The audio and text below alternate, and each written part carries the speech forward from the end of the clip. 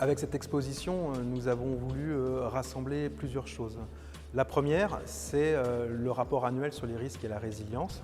C'est un exposé des différents risques et des vulnérabilités que le territoire grenoblois, auquel le territoire est soumis. Ça a été travaillé avec l'Atelier des Futurs, c'est l'agence d'urbanisme de la région grenobloise, avec la ville de Grenoble, Grenoble-Alpes Métropole, le département, les parcs naturels régionaux. C'est quelque chose que nous voulions livrer au public, car il nous semble d'intérêt général que le public soit informé des différents risques et des vulnérabilités. Il y a 44 risques qui sont classés en 6 catégories.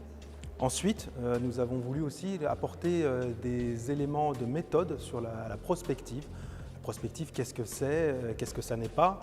Est-ce que c'est réservé à des cabinets d'experts qui produisent des rapports pour des décideurs pressés?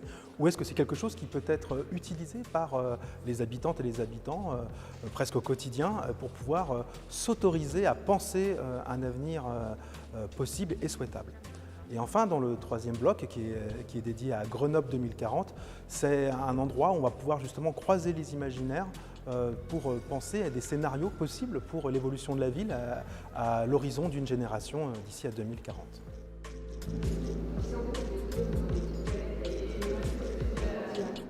Alors je ne sais pas si nous allons forcément vers une utopie heureuse, mais je pense que nous ne sommes pas obligés d'aller vers une dystopie malheureuse.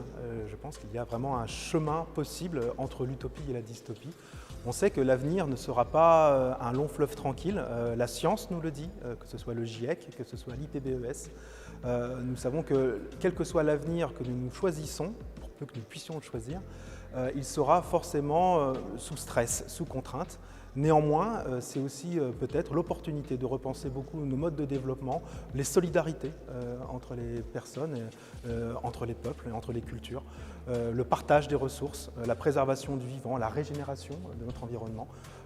Peut-être que c'est certainement le plus grand défi auquel l'humanité n'ait jamais été confrontée, et c'est pour ça que nous voulons tracer un chemin collectif, juste et sûr.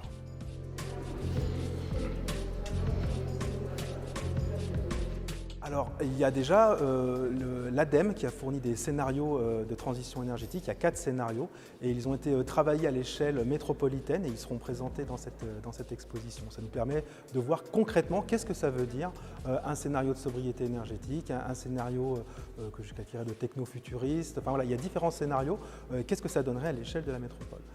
Ensuite, le rapport le rapport annuel sur les risques et la résilience qu'a produit le Pays du Futur est utilisé pour construire la stratégie de résilience de la ville de Grenoble.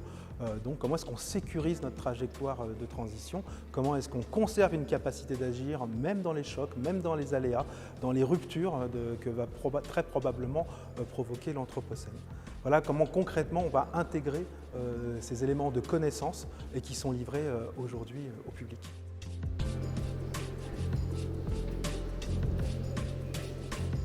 Le pire n'est jamais certain.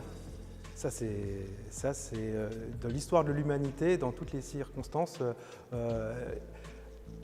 la vie a trouvé un chemin.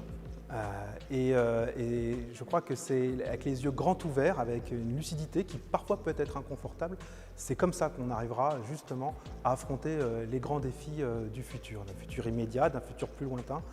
Nous voulons raisonner à l'échelle d'une génération. Comment est-ce que nos enfants, ceux qui naissent aujourd'hui, quand ils seront majeurs en 2040, quelle ville, quel territoire allons-nous leur laisser? C'est justement avec ces éléments de diagnostic, ces éléments de méthode et ce travail sur l'imaginaire que nous pouvons construire très concrètement, dès aujourd'hui, le monde de demain à Grenoble et peut-être au-delà.